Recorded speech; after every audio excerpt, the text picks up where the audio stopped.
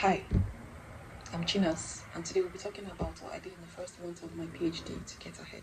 First off, I'm a PhD student at the University of Plymouth, and my research is on architect and landscape scale recovery.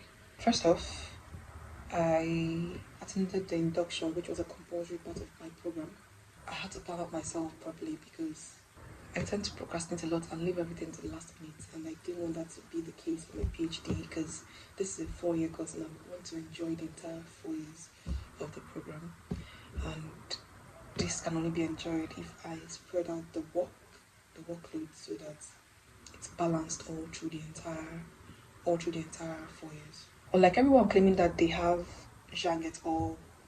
in their in their literature or Wang et al. I I beg to differ because throughout this 1 month period, I've been reading a lot of literature that's that will feed into my work eventually. And honestly, I have not come across any Zhang or Wang at all. And the most prominent person in my field seems to be, I can't pronounce this name properly, but I hope I don't murder it like they will murder my own first name. It's Ziwosinska. It's a KR in front, but I prefer to just leave that one to be silent. But it's Ziwosinska. So that's like the most prominent author in my field of work for now, at least in the literature I have read so far. And yes, so in the past 1 month, I've been reading a lot of reviews, like writing down what I picked out from the readings I've been doing. Yes, so that's another thing I've been doing. Then next, I also prepped for a pilot study, which I'll be doing in the second month of my PhD. So it's just literally a small survey that I'll be administering to people who will be attending a conference in my field of study. Um, the next, I've been applying for jobs like within the first month, and I'm glad to say that I got my dream job in the first month of my PhD study here in Plymouth. So that's nothing I did again. And then this is not really a big thing, but I finished the compulsory trainings and courses because my school requires all research students to complete their safety course, like safety trainings and all that. Next, like I said before, I tend to leave things to last minute. So what I usually do to reduce this impact is to create a table of content, then time how I want to get to the table of content. And to this effect, I created a table of content for my RDC1.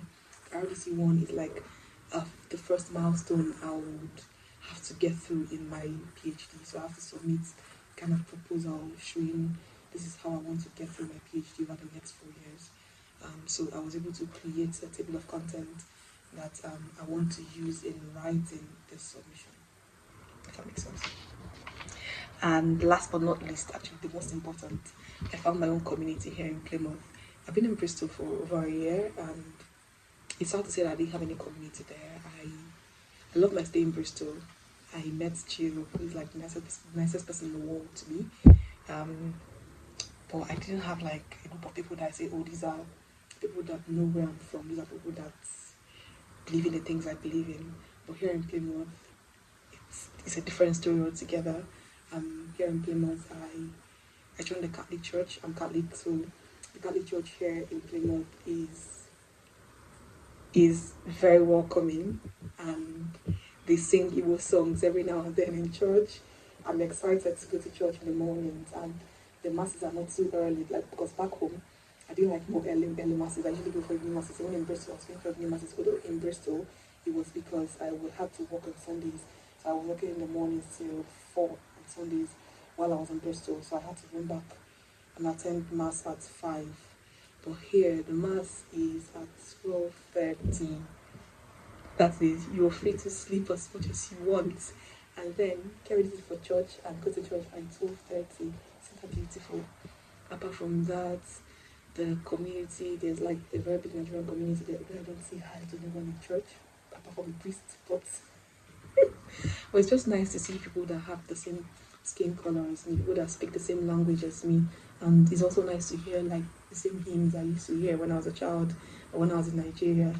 Right here in Plymouth, like a home away from home. So that's like my biggest win since I came to Plymouth. Like finding a community that looks like me, that believes what I believe in. I don't know if you get me.